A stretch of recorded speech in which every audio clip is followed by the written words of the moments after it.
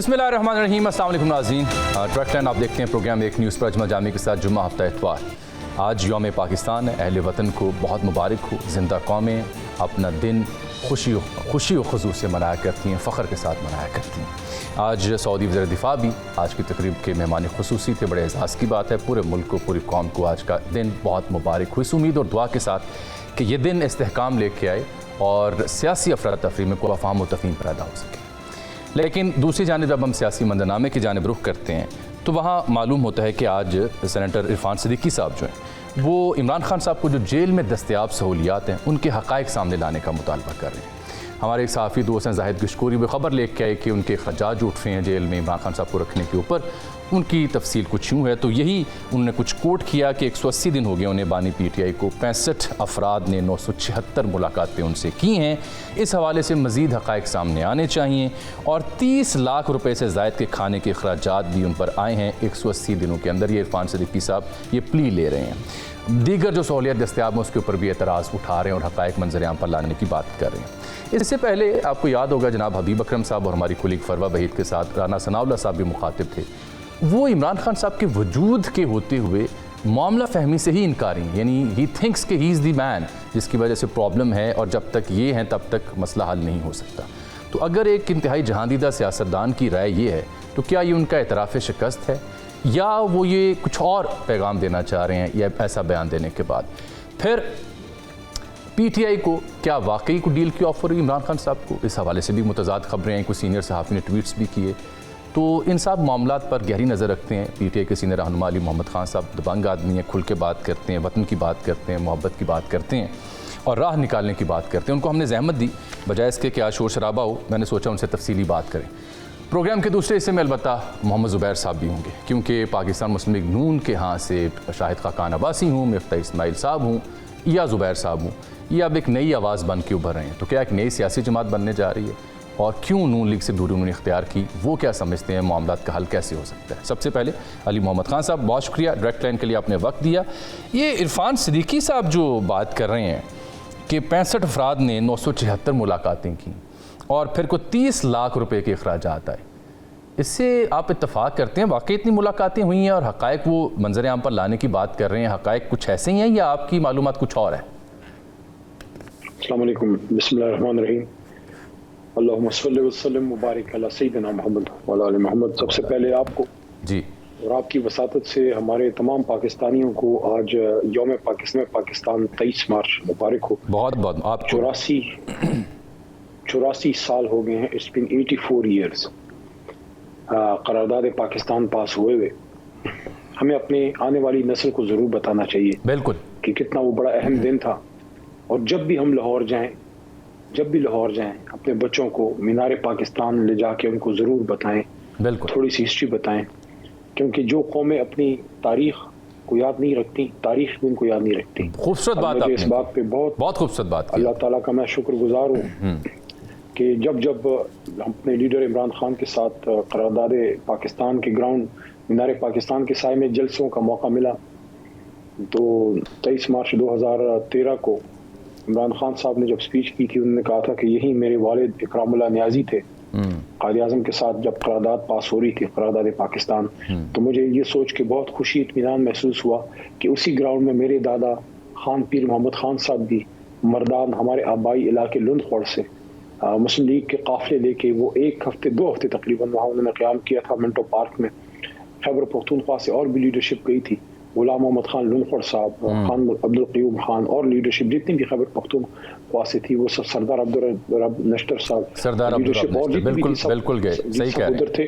تو ہم الحمدللہ اپنے ماضی سے جڑے ہوئے لوگ ہیں، اور آج کا دن ہم اس عہد کے ساتھ مناتے ہیں کہ جو ویژن جناح کا تھا وہ ویژن ہمارا بھی ہے۔ انشاءاللہ ہم سب ایز اے پاکستانی، کسی جماعت کی حوالے سے نہیں میں بات کر رہا، ایز اے پاکستانی ہمارا مشن ہونا چاہیے کہ قائد اعظم محمد علی جناح کے ویژن کو ہم اپنی زندگی میں ریئلائز کریں۔ اور آپ کے سوال پہ آنے سے پہلے ایک جناح صاحب کا سٹیٹمنٹ سامنے رکھ کے پھر آپ کے سوال کی طرف آتا ہوں۔ قائد اعظم سے اس زمانے میں ایک مشہور میگزین ہوتا تھا، جس طرح ٹائم ہے، نیوز ویک ہے، اس طرح ایک ہوتا تھا لائف میگزین۔ تو انہوں نے پوچھا تھا قائد اعظم سے پاکستان بننے سے پہلے کہ Quaid Azam how do you perceive बल्कि वो तो कहते थे mister Jinnah how do you perceive Pakistan. तो कायद आज़म के अल्फाज मेरे कहीं जहन और मेरे दिल में कहीं नक्श हैं, जिसमें कायद आज़म ने फरमाया, शॉर्ट सा स्टेटमेंट है, वो कह रहे थे कि आई perceive Pakistan to become the pivot of the world. Pivot एक बहुत बड़ी मजबूत बुनियाद को कहते हैं। तो वो पाकिस्तान को दुनिया की सबसे मजबूत ताकत देखना चाहते थे। इंशाल्लाह वो करेंगे। अब सवाल की तरफ आता हूँ, देखिए इमरान खान साहब पाकिस्तान के हम समझते हैं, कोई इससे एग्री ना करे, लेकिन हम समझते हैं कि सबसे बड़े लीडर हैं, सबसे बड़ी जमात के लीडर हैं। तो उनसे तो सियासी मुलाकातें लोगों ने करनी हैं। ये तो मैं कहता हूँ कि ये तो ऊंट के मुंह में जीरे के बराबर है, क्योंकि अभी तक पॉलिटिकल लीडरशिप को उनसे मिलने तक प्रॉपर नहीं दिया गया। मेरे जैसा बंदा जिनके साथ इतने ज़माने से है, मैं सिर्फ एक बार मिल पाया हूँ, कोई एक दो बार शायद असद कैसर साहब मिल पाए हैं, कोई एक दो तीन बार उमर यूब साहब। हालांकि इस दौरान इलेक्शन हो गया, हमारा हक था कि हम अपने लीडर के साथ जाते, उनसे डिस्कस करते, कहाँ किसको टिकट देना है, क्या करना है। क्योंकि जब मियां नवाज शरीफ साहब, यही मैं आपसे समझना चाह रहा हूँ कता कलामी, यही मैं आपसे समझना चाह रहा हूँ ना कि वो कह रहे हैं 179 यानी 179 डेज हो गए उन्हें। इस बीच 65 अफराद ने उनसे 976 मुलाकातें की, यानी ये इसकी एवरेज निकालें तो 5 या 6 मुलाकातें फ़ी दिन बनती हैं। तो अगर 5 या 6 मुलाकातें फ़ी दिन जेल में वो कर रहे हैं, तो फिर ये आपका शिकवा कि मेल मुलाकात की इजाज़त नहीं, ये कहाँ खड़ा होता है? देखिए, तो तकरीबन 5 अगस्त को वो गिरफ्तार हुए थे, तो ये तकरीबन बनते हैं मेरे ख्याल में, ये तो काफ़ी दिन बनते हैं, शायद 200 दिनों से तो ज़्यादा ही बनते हैं ये। तो ये कोई उन्होंने 179 का कोई खास शायद अडियाला के दिनों का निकाला हो या इस तरह कुछ हो, तो बिल्कुल निकालें, डिटेल निकालें, उसको कंपेयर करें मोहतरम नवाज शरीफ साहब के साथ या आसिफ अली जरदारी साहब जब वो जेल में थे, उनसे कितनी मुलाकातें हुई। दूसरी चीज़ ये है कि हर आदमी की अपनी एक पॉलिटिकल फॉलोइंग होती है और डिपेंड करता है कि लीडर से कितने लोग मिलना चाहते हैं और क्यों मिलना चाहते हैं। पाबंदी लगाई गई इमरान खान साहब से मुलाकातों पे, जो बहुत गलत था, नहीं लगनी चाहिए। पॉलिटिकल लीडर को जो है अपने लोगों से मिलने देना चाहिए। आम कैदी भी मिलते हैं तो पॉलिटिकल लीडर को तो मिलना ही चाहिए। दूसरा, वकला को भी वक्तन फवक्तन रोका गया है, बल्कि अभी पिछले दिनों 2-3 दफ़ा ये हुआ कि बैरिस्टर गौहर साहब और उनके साथ उनकी जो लीगल टीम है और भी जितने वकला हैं, अली जफर साहब या मरवत साहब वगैरह जब गए हैं, 2 या 3 बार उनके साथ ये किया गया है कि तकरीबन 1.5-2 किलोमीटर दूर उनकी गाड़ियां खड़ी करके पैदल उनको चलाया गया। हालांकि उनके साथ और गाड़ियां नहीं, ये जब अली मोहम्मद खान साहब जब ये इन्होंने रिसेंटली बैन किया उनसे मुलाकातें 2 हफ्ते के लिए, तब उन्होंने सहाफ़ियों को भी जेल से 1-2 किलोमीटर दूर रोक दिया, खारदार बार लगा दी, कुछ सिक्योरिटी फोर्सेस का वहाँ ऑपरेशन भी हुआ, कुछ मशकें भी हुई। उन्होंने कहा जी सरकार ये कहती है कि हालात बड़े संगीन है, इसलिए दूर कर दी गई पार्किंग भी और मीडिया को भी और दीगर लोगों को भी ये जवाब दिया गया, क्योंकि वहाँ से दहशतगर्द भी 3 बरामद हुए थे ना जनाब। इस बात से तो मैं एग्री, हालात संगीन है हुकूमत के लिए और हुकूमत के जितने भी सपोर्टर मैनिपुलेटर हैं उनके लिए भी संगीन है, क्योंकि कौम दूसरी तरफ खड़ी हो गई है, कौम इमरान खान के साथ खड़ी हो गई है। तो अब तो उनकी बका की जंग है ना, जो हमारे रफ़क़ाकार हैं, जो हमारे सियासी मुखालिफिन हैं, तो उनको तो अब अपनी बका की वो जंग, सियासी बका की जंग लड़ रहे हैं। लेकिन एक चीज़ है, सियासत अपनी तरफ, सियासत में आप अपना सियासी मौक़िफ़ देते हैं, अपना मौक़िफ़ पेश करते हैं, तो अवाम का फैसला है वो जिसको सपोर्ट करे। लेकिन एक बात अलबत्ता मैं सख्त तरीन अल्फाज में मजम्मत करना ज़रूरी समझता हूँ कि सख्त तरीन हालात में भी, मुश्किल तरीन मुकाबलों में भी, पानामा के ज़माने में या पहले 2014 के धरने के ज़माने में भी, कभी हमारी तरफ से मियां नवाज शरीफ या मियां शहबाज शरीफ या आसिफ जरदारी के बारे में ऐसी बात कभी ना किसी ने की, ना कभी कोई सोच सकता है। जो बात farmer interior minister Rana Sanaullah ने की है, वो मैं उस पे आ रहा हूँ, मैं आपको बयान उनका सुनाने लगा हूँ। 2 उनके बयान हैं, दो मैं उस पे बिल्कुल उस पे मैं वो बयानात आपको सुना के आपका मौक़िफ़ लूँगा। लेकिन उससे पहले चूंकि इरफान सिद्दीकी साहब जो जाहिद गिशकोरी साहब की खबर का हवाला दे रहे हैं, मुलाकातों की बात आपसे मैंने डिस्कस कर ली। एक बड़ा और अहम पहलू है, जब आप कह रहे हैं जरदारी साहब जब जेल में थे या नवाज शरीफ साहब थे तो हमने ऐसी बात नहीं की या उनकी सहूलियत के बारे में बात, लेकिन ये क्या तजाद नहीं है कि खान साहब जब अमेरिका में थे तो कह रहे थे मैं वापस जाके जेल से AC उतार दूंगा इनका, और फिर उन्हीं खान साहब के लिए अगर 30 लाख रुपए का खाना लग रहा है या देसी मुर्ग उनको मिल रहा है या उनको जेल में जिम की सहूलत दी गई है, एक बैरक तोड़ के उनको लॉन और चहलकदमी की सहूलत दी गई है, तो ये आपका मेयार तो ये नहीं था जब आप हुकूमत में थे। आप तो सियासी मुखालफिन के बारे में AC उतारने की बात करते थे। जी देखिए, पहली तो जो इरफान सिद्दीकी की आपने बात की है, तो इरफान सिद्दीकी साहब ضرور کیونکہ اب ان کے پاس کافی فارغ وقت ہوگا، کیونکہ ان کی جماعت نے ان کو ٹکٹ کے قابل جو ہے ان کو نہیں سمجھا. میں حیران ہوں کہ اتنی خدمت کے بعد بھی ان کو ٹکٹ نہیں مل رہا، تو کس قسم کی خدمت ان کو چاہیے؟ کیا کبھی انہوں نے نواز شریف صاحب کی بھی یہ ڈیٹیل مانگی ہے؟ کیا کبھی زرداری صاحب کی مانگی ہے؟ ہماری مانگی ہے. ہم تو کہتے ہیں دیں، سامنے لے کے آئیں. کون سی سہولیات آپ نے عمران خان صاحب کو دی ہیں؟ دوسری چیز اس میں یہ ہے کہ بہت سے ایکسپینسز وہ اپنے خود بھی اٹھاتے ہیں. فارمر پرائم منسٹر ہیں، ان کے استحقاق سے زیادہ اگر ان کو کوئی ایک چیز بھی ملی ہے بالکل ان سے واپس لیں. لیکن یہ بہت ہی فروئی اور بہت ہی سطحی قسم کی چیزوں میں قوم کو الجھایا جا رہا ہے. اصل جو مسئلہ ہے وہ یہ ہے، قوم کے مینڈیٹ پہ ڈاکہ پڑ چکا ہے، آئین کی خلاف ورزی ہو چکی ہے، آرٹیکل 6 کی خلاف ورزی ہوئی ہے، کیونکہ آئین کو سپورٹ کیا جانا اس کے برابر ہے جب آپ ایک آئینی عمل کو روکتے ہیں، کیونکہ الیکشن ایک آئینی عمل ہے اور اس پہ ڈاکہ پڑ چکا ہے.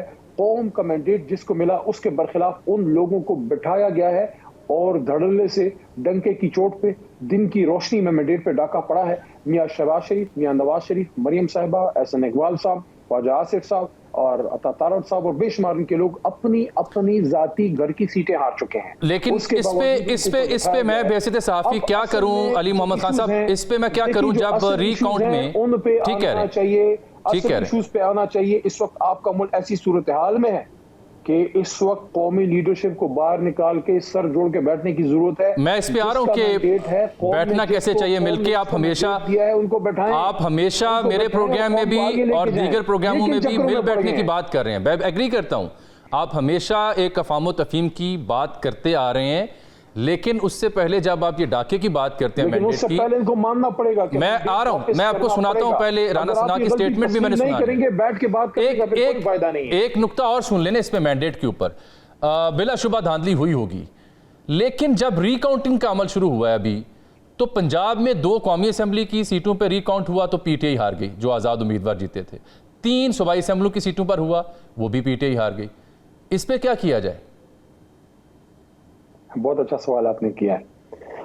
دیکھیے، قانون الیکشن کا یہ کہتا ہے کہ جب نوٹیفیکیشن ہو جائے، جب الیکشن کمیشن نوٹیفائی کر دے اور ممبر اوپر سے اوتھ بھی لے لے، حلف اٹھا لے، ممبر بن جائے صوبائی قومی اسمبلی کا، دا مومنٹ جس وقت الیکشن کمیشن کی نوٹیفیکیشن ہو جاتی ہے اور ایک شخص وننگ کینڈیڈیٹ ڈکلیئر ہو جاتا ہے، پھر الیکشن کمیشن کا ڈی سیٹ کرنے کا اختیار چلا جاتا ہے ری کاؤنٹنگ کا. وہ پھر چلا جاتا ہے ٹرائیبیونل میں، الیکشن ٹریبیونل. اب آپ نے جن چیزوں کی بات کی ہے، میں آپ کو صرف 2 ایگزامپل بتاتا ہوں، اس سے کلیئر ہو جائے گا. ایک ہمارے ہیں گجرانوالے سے بلال اعجاز صاحب. جی، بلال اعجاز صاحب جیتے اور ٹھیک ٹھاک مارجن سے جیتے، 10,000 پلس کا ان کا مارجن تھا. قیوم نارا صاحب ہیں مسلم لیگ نون کے، ہمیشہ جیتے آئے ہیں، اس بار بلال اعجاز جیتے ہیں. بلال اعجاز جیت کے آئے، ان کی نوٹیفیکیشن ہو گئی، اوتھ لے لیا، ڈپٹی اسپیکر کے الیکشن میں ووٹ ڈال دیا، صدر کے الیکشن میں ووٹ ڈال دیا. اوپر سے جناب اچانک جو ہے ان پہ 440 ووٹ کا جھٹکا ان کو دیا گیا اور ری کاؤنٹنگ کرا کے ان کی سیٹ ان سے لے لی گئی. اچھا، مزے کی بات یہ ہے، آپ کہہ رہے ہیں ری کاؤنٹنگ میں بھی دھاندلی ہوئی ہے؟ سنیں نا، پوری بات سن لیجئے. 10,000 پلس بلال اعجاز کی لیڈ تھی اور 10,000 پلس جو ہے ووٹ ریجیکٹ ہوئے، ڈبل سٹیمپنگ، اور سارے کے سارے بلال اعجاز کے ہیں. کیا یہ سارے غلط ووٹ تحریک انصاف کے ممبر کے بیک سے مہینہ بعد کیسے نکلے؟ بس وہ آپ کے جو چاہنے والے تھے نا، انہوں نے ڈبل موریں لگا دی ہوں گی، ان کی غلط. دوسری بات، ایک اور ایگزامپل سن لیں. ہمارے ہیں فراز صاحب مشہور زمانہ لودرا سے جہانگیر ترین صاحب کی سیٹ جیت کے آئے ہیں. فراز صاحب کی نوٹیفیکیشن ہو گئی، اوتھ لے لیا، ووٹ ڈال دیا اسپیکر کو، ڈپٹی اسپیکر کو، صدر کو. اچانک وہاں پہ مسلم لیگ نون کے بندے کو جتا دیا گیا ری کاؤنٹنگ کرا کے. کس طرح سے بھائی؟ اچھا، صوبائی کی بھی ایک ایگزامپل سن لیں تاکہ اور کلیئر ہو جائے. پی 100 جنا والا فیصل آباد کے پاس علاقہ ہے جی. پی 100 سے پاکستان تحریک انصاف کے حمایت یافتہ، باہر سے تعلیم یافتہ بھی عمیر وسیع چودھری عمیر وسیع جیت گئے. کوئی 48,000 کے قریب میرے خیال میں ان کا ووٹ تھا، 48,000. مسلم لیگ نون کے ممبر کا کوئی 44,000 پلس ہے، تقریباً کچھ کم 4,000 کی لیڈ ہے عمیر وسیع صاحب کی. عمیر وسیع صاحب ڈکلیئر ہو گئے، ان کا نوٹیفیکیشن نکل آیا، انہوں نے اوتھ لے لیا، انہوں نے اسپیکر ڈپٹی اسپیکر کے الیکشن میں ووٹ ڈال دیا، صدر کے بھی ڈال دیا. ابھی کچھ دن پہلے دوبارہ ری کاؤنٹنگ کر کے ان کو ہروا دیا گیا. حالانکہ حالانکہ جب ایک دفعہ نوٹیفیکیشن ہو جائے اور ممبر اوتھ لے لے اس کے بعد الیکشن کمیشن کا اختیار ہی نہیں رہتا ٹرائیبیونل. بس آپ اصل میں یہ جو دلائل آپ دے رہے ہیں نا یہ وہ نقطہ ہے جہاں پہ مجھ جیسا صحافی بھی سمجھتا ہے کہ جو لیگل فرنٹس ہیں چاہے الیکشن کمیشن کا ٹریبونلز کا سپریم کورٹ کا آئینی قانونی محاذ ہیں وہاں پہ اس طرح سے پی ٹی آئی کی سٹرینتھ یا پی ٹی آئی کا جوش جذبہ نہیں دکھائی دے رہا اور یہ کئی آزادانہ مبصر بھی یہ تبصرہ کر رہے ہیں اس معاملے کے اوپر. وہ میں بعد میں بات کرتا ہوں. تینوں مثالوں پہ آپ نے جواب دے دیا. آپ نے رانا ثناء صاحب کا ذکر کیا تھا. یہ بڑی عام سٹیٹمنٹ ہے. وزیر داخلہ رہے ہیں بڑے جہاندیدہ سیاستدان ہیں. پہلے دیکھیے حبیب اکرم صاحب کے ساتھ انہوں نے کیا گفتگو کی.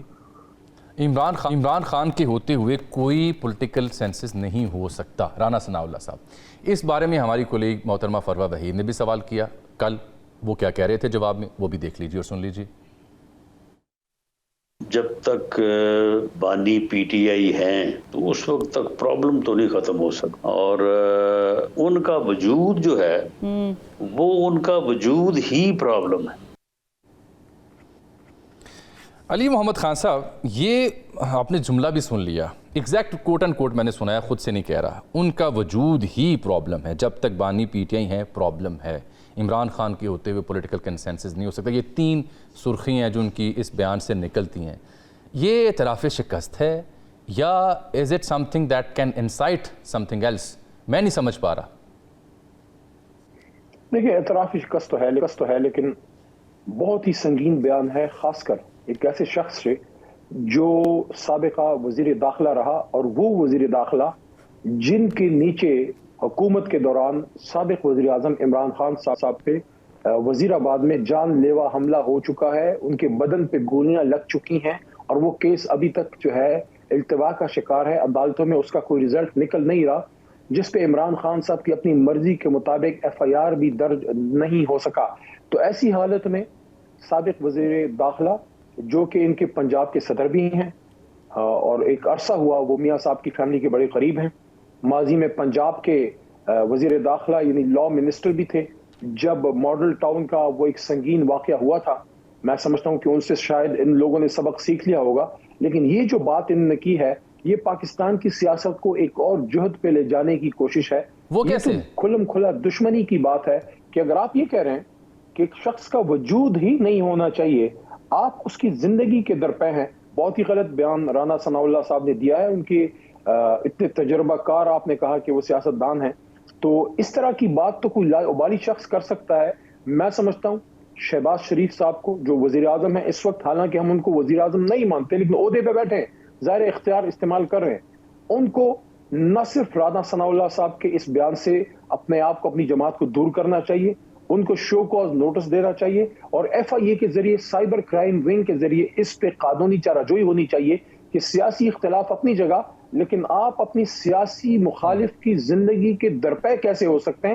آپ کی یہ بات آپ کے کسی مسلم لیگ نون لیگ کے ورکر کو انسائٹ کر سکتی ہے کہ آپ نے صرف بات کر دی کوئی اس پہ عمل نہ کر بیٹھے. تو اس وجہ سے ہم سمجھتے ہیں کہ بہت غلط بیان ہے اور اس پہ قانونی چارہ جوئی جو ہے وہ ہونی چاہیے. تو آپ ان سے جو مانگ کر رہے ہیں جنہیں آپ وزیر اعظم نہیں مانتے آپ خود کیوں نہیں انیشیٹ کرتے اگر آپ کو لگتا ہے یہ بڑا تھریٹننگ بیان ہے حالانکہ ہو سکتا ہے انہیں کوئی لفظوں کے چناؤ میں غلط فہمی ہوئی ہو. دیکھیے اس پہ قانون کے مطابق تحریک انصاف اس پہ اپنا عمل کرے گی. سیاسی اور قانونی دونوں فرنٹ پہ اس پہ اپنا ہم پیش رفت کریں گے. کافی ٹائم ہو گیا ہے میرے خیال میں اس وقت 24 گھنٹے اس بیان کو ہو چکے ہیں. اب تک اللہ صاحب کی طرف سے اس پہ وضاحت بھی آنی چاہیے تھی. شہباز شریف صاحب کی طرف سے بھی اس پہ وضاحت آنی چاہیے تھی کیونکہ اس طرح کی کوئی بات کرنا تو درکنار کوئی سوچے بھی نہ. اگر اس طرح کی کوئی بات ہو گئی تو پھر تو اس ملک میں انارکی ہوگی. یہ لوگ آپ مجھے بتائیں کیا ان کو پھر کوئی پاکستان میں چھوڑے گا جو اس طرح کی بات کر رہے ہیں؟ کس طرف یہ پاکستان کی سیاست کو لے کے جانے ایک ایسے آدمی کے بارے میں جس کا صرف 3 کروڑ تو ووٹ پڑا ہے. 25 کروڑ کے ملک میں اکثریتی آبادی کا وہ لیڈر ہے. آپ یہ بات کیسے کر سکتے ہیں؟ یہ تو آپ کسی کونسلر کے بارے میں بھی نہیں کر سکتے جس کے 1200 ووٹ ہوں وہ بھی پاکستان کا اتنا ہی معزز شہری ہے جتنا میں آپ عمران خان صاحب. مجھے ذاتی طور پر امید ہے علی محمد خان صاحب کہ شاید لفظوں کا چناؤ ان کا درست نہ ہو اور وضاحت وہ جاری کرنی بھی چاہیے. اگر آپ کو یہ بیان کی اس طرح سے انٹینسٹی فیل ہو رہی ہے this is definitely a big problem. وقت چونکہ کام میں 2-4 اور سوال آپ کے خدمت میں رکھنے ہیں. یہ بتائیں کہ یہ عمران خان صاحب کو واقعی جیل میں کوئی آفر ہوئی بیرون ملک جانے کی اور انہوں نے اسے ریجیکٹ کیا؟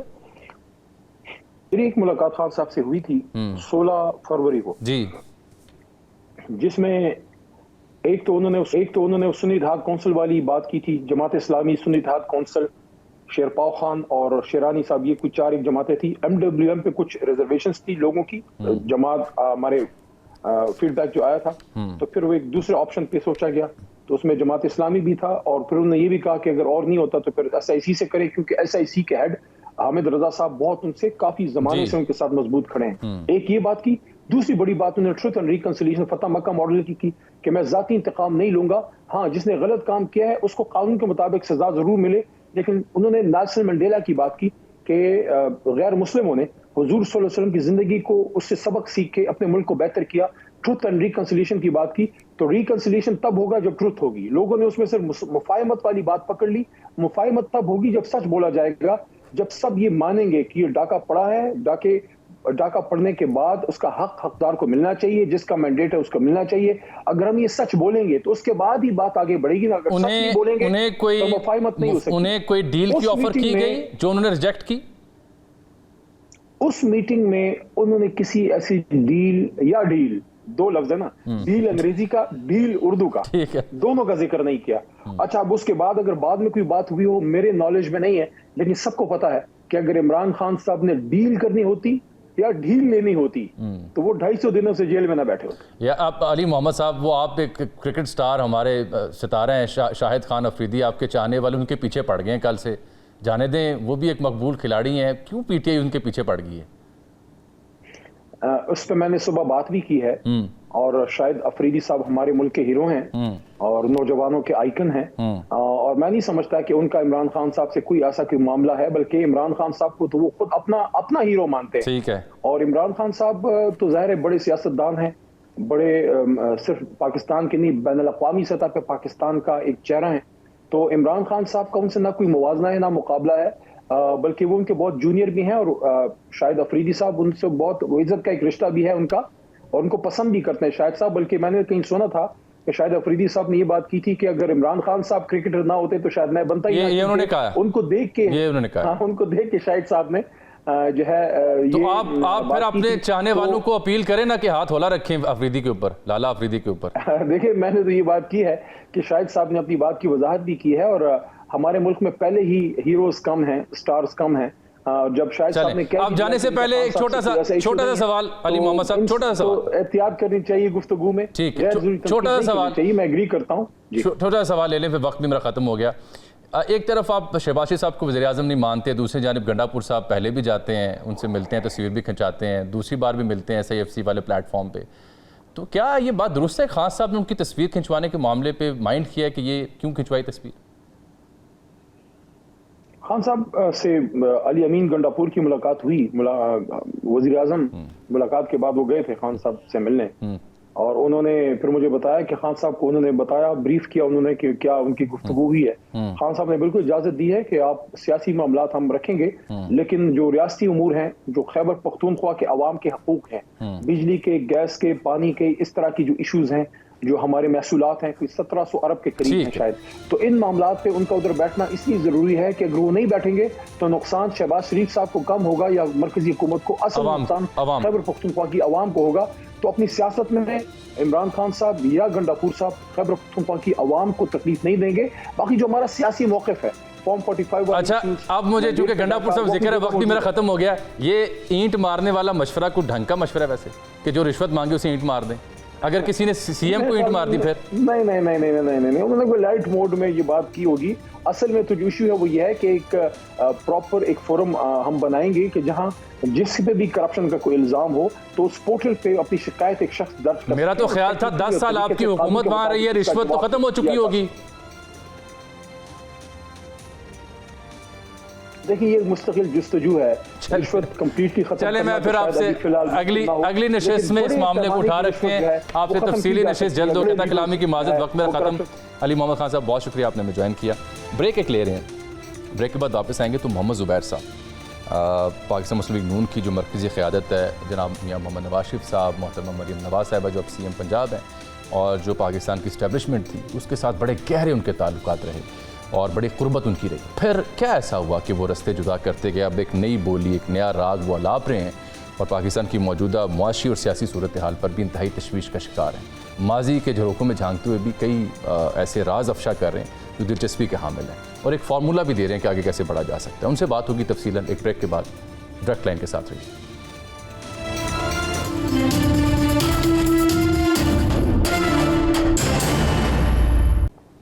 ڈائریکٹ لائن میں ایک بار پھر سے خوش آمدید. اور ڈائریکٹ لائن پر بھی ہمارے ساتھ موجود ہیں براہ راست محمد زبیر صاحب، سینئر رہنما ہیں، سیاستدان ہیں، پاکستان مسلم لیگ نون کی قیادت کے بڑے قریب رہے، اسٹیبلشمنٹ کے بڑے قریب انہیں سمجھا جاتا تھا. پاکستان کی جو معاشی صورتحال ہے اس پہ گہری نظر رکھتے ہیں اور مجھے اطلاع ملی کہ ڈونلڈ لو کی جو ہیئرنگ تھی اس کو بڑے غور سے انہوں نے سنا اور دیکھا اور کئی ایسے نکات انہوں نے آبزرو کیے جو ان ایڈریس رہ گئے ہیں. آفیشلی پاکستان کی گورنمنٹ نے اس پہ رسپونڈ نہیں کیا. اس سے پہلے زبیر صاحب میں آپ سے اس سلسلے میں گفتگو کا آغاز کروں. یہ ابھی علی محمد خان صاحب سے میری بات ہو رہی تھی اور کل رانا ثناء اللہ صاحب مخاطب تھے، پرسوں حبیب صاحب سے بات کر رہے تھے. وہ بار بار بانی پی ٹی آئی کو پرابلم قرار دے رہے ہیں اور کہہ رہے ہیں ان کا وجود ہی پرابلم ہے اور ان کے ہوتے ہوئے کنسنسس نہیں ہو سکتا. یہ رانا صاحب کیا کہہ رہے ہیں اور do you agree with his statement? یہ اعتراف شکست ہے یا کچھ اور ہے؟ کیونکہ علی محمد خان صاحب تو کہتے ہیں کہ انسائٹ کر رہے ہیں.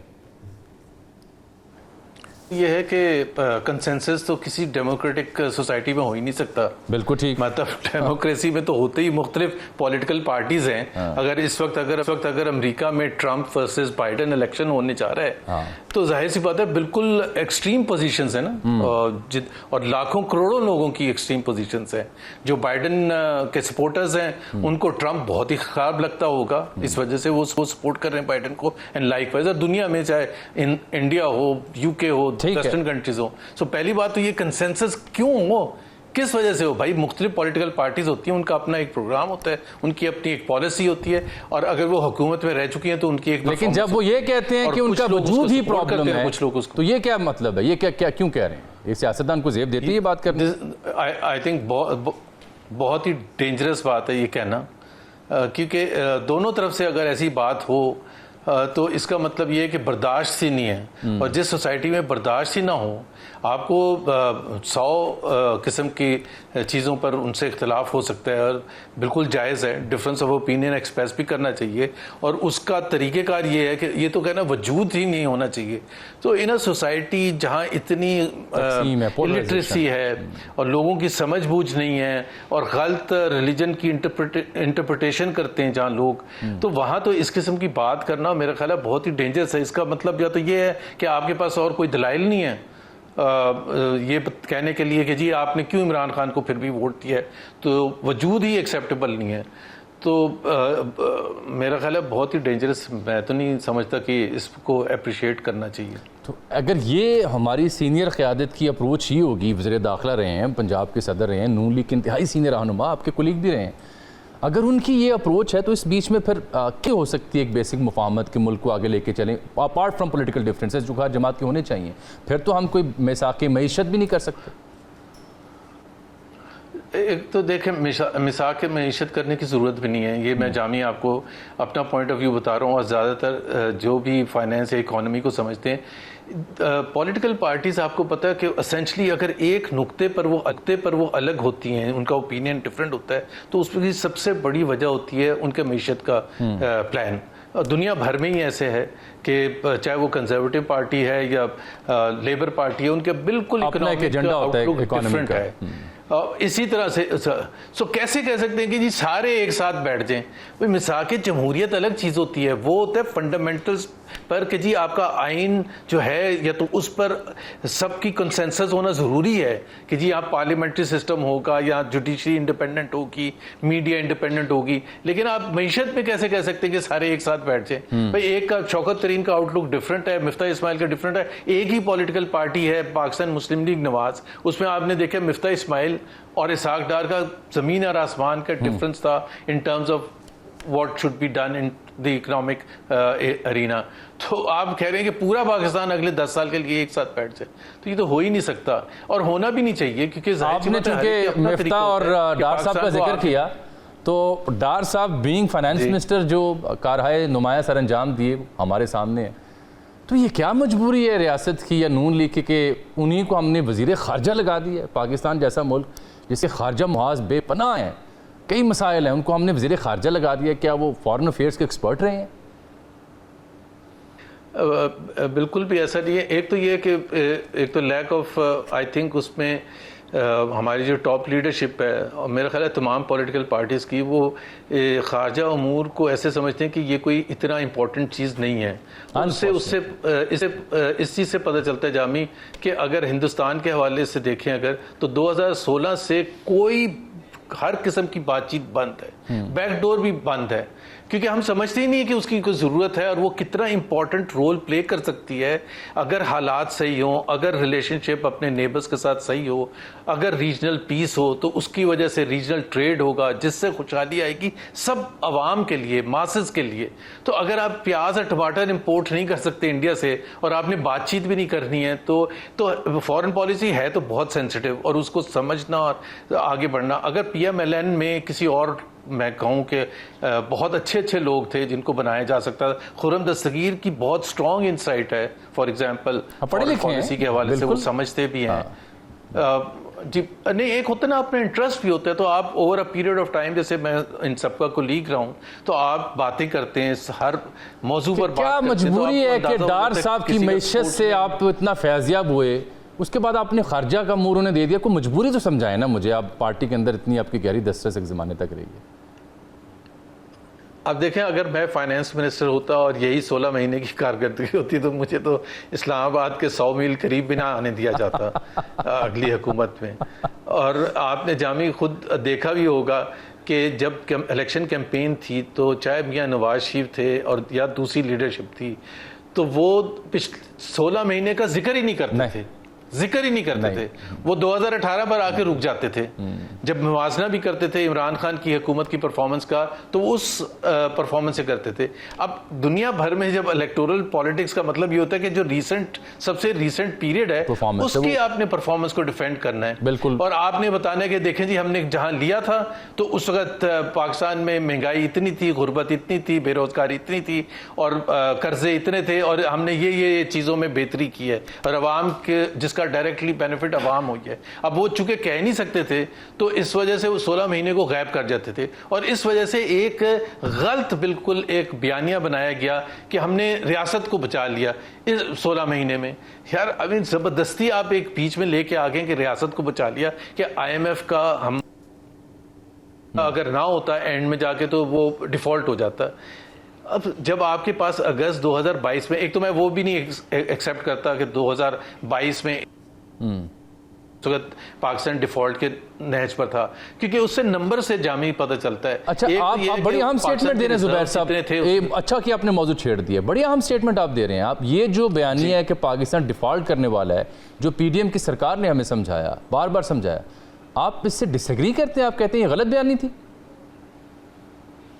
تھی اور اس کا بڑا سمپل سا ہے, کوئی اتنی راکٹ سائنس نہیں ہے, یہ کوئی فائنینس نہ سمجھنے والا بھی سمجھ سکتا ہے اس کو. دیکھیں ڈیفالٹ کس کو کہتے ہیں؟ جو آپ نے ڈالرز کی پیمنٹ کرنی ہے باہر, اس میں اگر آپ نہ کر سکیں تو وہ that can result in default, اور وہ ڈیپینڈ کرتا ہے کہ آپ کے فارن ایکسچینج ریزروز کتنے ہیں. اپریل 2022 میں جتنے پی ٹی آئی کے فارن ایکسچینج ریزرو تھے جہاں وہ چھوڑ کے گئے تھے اس لیول تک آج تک نہیں پہنچے, تو اس وقت زیادہ تھے, اس کے بعد مسلسل کم ہوئے ہیں. آج بھی کوئی $8 بلین ہیں اور ایک وقت تھا جب اسحاق ڈار صاحب تھے $3 بلین سے بھی کم آگے تھے. دوسرا اس کا انڈیکیٹر ایک یہ ہوتا ہے کہ آپ کا ایکسچینج ریٹ کتنا سٹیبل رہا ہے. سو اگر آپ اگست 2021 سے لے کے جب تک وہ ہوا تھا ووٹ آف نو کانفیڈنس وہ دیکھیں تو مڈ 170s میں انٹر بینک ریٹ سٹیبل تھا. اس کے بعد آپ نے بھی دیکھا کہ 340 تک بھی پہنچ گیا, اور وہ بھی 340 بھی ایسے کہ لوگوں کے لیے اتنی مجبوری ہوتی تھی کہ وہاں لکھا ہوتا تھا منی چینجر کے پاس 310 اور لوگوں کو کہا جاتا تھا میں آپ کو 335 کا دلا دوں گا. اور وہ رک ہی نہیں رہا تھا پروسیس. تو ڈیفالٹ کا دوسری بات ہے جو سب سے اہم بات ہے, اگر وہ مان بھی لیا جائے کہ پی ڈی ایم کی حکومت جب آئی تھی تو ڈیفالٹ ہونے والا تھا کیونکہ آئی ایم ایف کے ساتھ جھگڑا ہو گیا تھا, تو مفتاح اسماعیل جب فائنانس منسٹر تھے تو اگست 2022 میں سٹاف لیول ایگریمنٹ ہو گیا تھا آئی ایم ایف کے ساتھ. 29 اگست کو 2022 کو بورڈ نے اپروو کر دیا تھا, 5 سپٹمبر کو آپ کو پیسے بھی مل گئے تھے. تو پھر کون سا ڈیفالٹ ہونا تھا؟ ہاں اس کے بعد جب اسحاق ڈار صاحب آئے ہیں اور آپ کو بھی یاد ہوگا ان کے بیانات جو تھے کہ they can go back and I don't care a damn, we will give them befitting reply. I remember Jio کی اسکرین پہ انہوں نے آنر کیا اسٹیٹمنٹ دی تھی شاہ زیب کے ساتھ. I remember it. جی سو وہ سارا پھنس گیا تھا. اور پھر انہوں نے اسٹیٹمنٹ یہ بھی دی شاہ زیب خانزادہ کو انٹرویو میں کہ ہم اس کا آلٹرنیٹ ہم اپنے دوست ممالک سے لے آئیں گے. اینڈ شاہ زیب نے پوچھا کہ کتنے عرصے میں, انہوں نے کہا in next 2 weeks Saudi Arabia will give. اگلے 9 مہینے سعودی عربیہ نے نہیں دیا تھا, بیکاز سعودی عربیہ نے بھی شرط لگائی ہوئی تھی کہ جب یہ جو آپ کا جھگڑا شروع ہو گیا IMF کے ساتھ, اس وقت جو جھگڑا شروع ہوا تھا اس سے پہلے جھگڑا نہیں تھا. تو زبردستی آپ نے کہنا شروع کر دیا کہ مہنگائی 35% 38% ہوگی, تو آپ نے کہا جی ہم تو ریاست کو بچانے آئے ہیں, ہم تو ڈیفالٹ بچانے آئے. بھائی آپ نے مہنگائی کرنے کے لیے نہیں آئے تھے. تھوڑا ٹائم بھی کم ہے, مختصر ذرا بتائیں مجھے کہ اب 24واں جو ہمارا ایوارڈ ہے وہ IMF کے ساتھ ہونے جا رہا ہے. ہر بار جب نیا ان کے ساتھ اگریمنٹ ہوتا ہے نئی شرائط آتی ہیں, یہ 24ویں کی ضرورت کیوں آئی, نئی سے نئی شرائط کیوں آتی ہیں, اس کو بھگتے گا کون؟ ایک تو یہ 24واں دیکھیں نا, 24واں ہے, یہ ورلڈ ریکارڈ ہے. کسی ملک کو بھی 24 دفعہ IMF کے پاس جانا نہیں پڑا. اس کی وجہ اور سمجھ جو سب کو آنی چاہیے وہ یہ ہے کہ ایک طرف سے آپ کو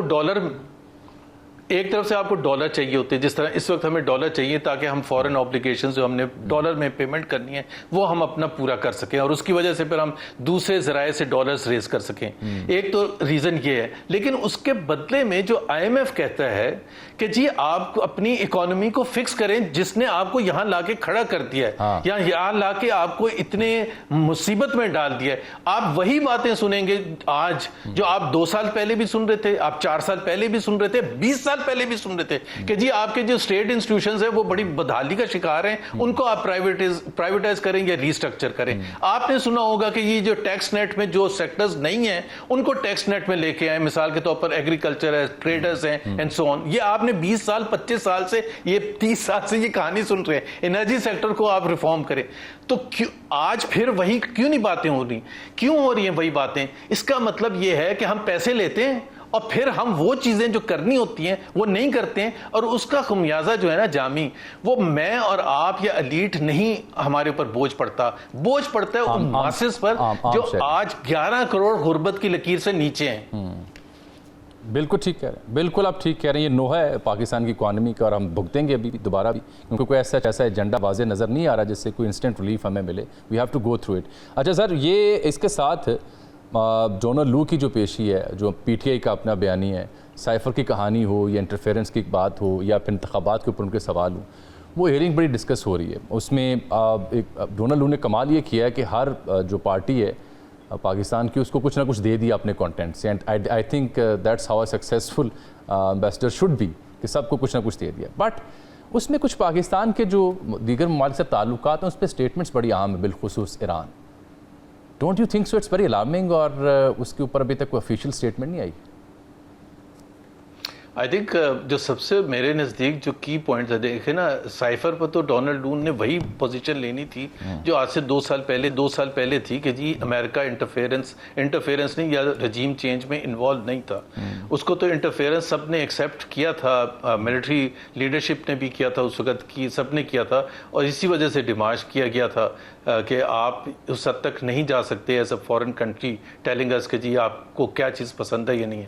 لیکن اس دفعہ جو انہوں نے بیان دیا ہے اور پبلک بیان دیا ہے, اینڈ آئی ایم شاکڈ کہ ابھی تک ہمارے فورن آفس نے یا کسی بھی حکومتی ذرائع نے اس کو ریبٹ نہیں کیا. وہ انہوں نے کہا ہے کہ ہم نے we have warned Pakistan Iran کے ساتھ تعلقات کے حوالے سے, ایران گیس پائپ لائن کے حوالے سے, کہ if they get into bed with Iran تو ہم اس کو پسند نہیں کریں گے. وارننگ دی ہے. سو میرا خیال ہے اس کو تو ڈونلڈ لو پہلے کوئی اتنا پسندیدہ شخص نہیں ہے پاکستان میں, تو اس کے بعد تو میرا خیال ہے ان کو کافی جھاڑ پلانی چاہیے, کم سے کم امریکن امبیسڈر کو بلا کے پاکستان کو اعتراض تو کرنا چاہیے. Very true. اچھا سر, یہ جاتے جاتے میں اس پہ بھی بات کروں گا بعد میں, جاتے جاتے یہ مجھے بتائیں آپ کو کیسے ایک صحافی یاد کرے سابق رہنما پاکستان مسلم لیگ نون, آزاد سیاستدان محمد زبیر صاحب, یا ایک نئی سیاسی جماعت کے بانی محمد زبیر صاحب؟ نہیں, بانی تو میں کبھی بھی نہیں بنوں گا, مجھے اتنی اپنے اوپر کوئی غلط فہمی نہیں ہے. پھر میں پولیٹیکل پارٹی بناؤں گا, لوگ پیچھے آگے کھڑے ہو جائیں گے.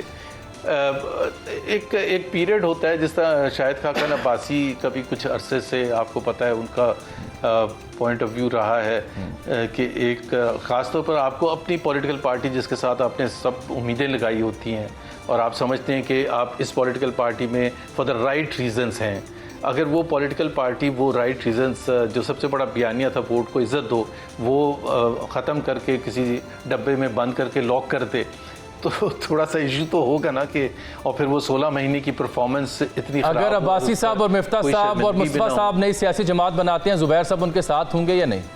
مقصد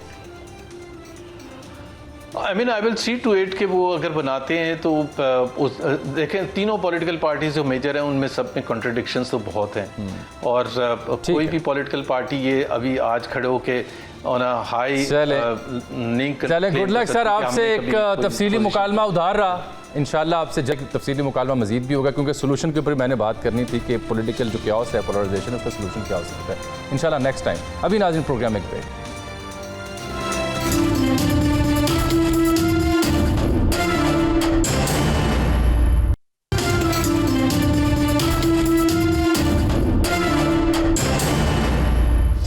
ویلکم بیک ناظرین، ڈائریکٹ لائن میں ڈائریکٹ بات ہوگی عوام کی۔ ہم نے وعدہ کیا تھا، کل میں نے پانی کی کمی کا ذکر کیا، بجلی چوری کا ذکر کیا، لوگوں نے بہت پسند کیا اور کہا کہ یہ حقائق سامنے لاتے رہیں۔ ادارہ شماریات کے مطابق ملک کی آبادی 2.55% سالانہ کی رفتار سے بڑھتے ہوئے 24 کروڑ 14 لاکھ 90 ہزار سے تجاوز کر چکی ہے۔ تیزی سے آبادی بڑھنے والا ملک ہے پاکستان پوری دنیا میں، اور وسائل کی کمی کا یہ عالم ہے کہ اس کی وجہ سے پاکستان کے 60 ملین لوگ، جی ہاں 60 ملین لوگ غربت کی زندگی گزار رہے ہیں، یعنی کوئی 11 کروڑ سے زائد افراد بنتے ہیں جو خطے غربت سے نیچے زندگی گزار رہے ہیں۔ یومیہ پاکستان میں 15,000 بچوں کی پیدائش ہو رہی ہے، 2 کروڑ 52 لاکھ بچے تعلیم سے محروم ہیں پورے ملک میں، میرے اور آپ کے ملک میں۔ 96% شہری جو شہری علاقوں میں رہتے ہیں اور 89 یعنی 89% جو دیہی علاقوں میں رہتے ہیں وہ پینے کے صاف پانی سے محروم ہیں، جس کا میں نے کل بھی آپ سے ذکر کیا تھا۔ 40% جو اموات واقع ہو رہی ہیں پورے ملک میں، اس کی وجہ آلودہ پانی ہے، پانی صاف دستیاب نہیں ہے، جس کی پہلی بہت کمی ہے۔ تیسرا بڑا ملک ہے جہاں پانی کی قلت ہوتی جا رہی ہے پاکستان پوری دنیا میں۔ یونیسیف نے جو رپورٹ دی اس کے مطابق ہر سال تقریباً 53,000 بچے ایسے ہیں جو 5 سال کی عمر کو پہنچنے سے پہلے ہی آلودہ پانی پینے سے موت کی آغوش میں چلے جاتے ہیں، آلودہ پانی کی وجہ سے۔ آئندہ جو 16 برس کا ڈیٹا ہے وہ بتاتا ہے کہ اس کی رہائش کے لیے مزید ہمیں 1.5 کروڑ گھروں کی ضرورت ہوگی جو نہیں ہیں۔ پاکستان میں تقریباً 40% عوام ایسے ہیں پوری آبادی کا جو خوراک کی کمی کا شکار ہے، خوراک ہی دستیاب نہیں ہے، 2 وقت کی روٹی دستیاب نہیں ہے، یہ عالم ہے غربت کا۔ پاکستان کو سالانہ اسی وجہ سے 9 ارب ڈالر کی خوراک درآمد کرنا پڑ رہی ہے۔ 70% آبادی ایسی ہے جن کو پرائمری ہیلتھ کیئر سینٹرز کی سہولت دستیاب نہیں ہے۔ آبادی کو کنٹرول کیے اور وسائل کو بڑھائے بغیر یہ جو مسائل ہیں ان سے چھٹکارا ممکن نہیں، لیکن کسے فکر سیاست میں کہ ان مسئلوں کی جانب بھی توجہ دے۔ یہ ڈائریکٹ لائن میں ڈائریکٹ کی بات کی، اجازت، اللہ حافظ۔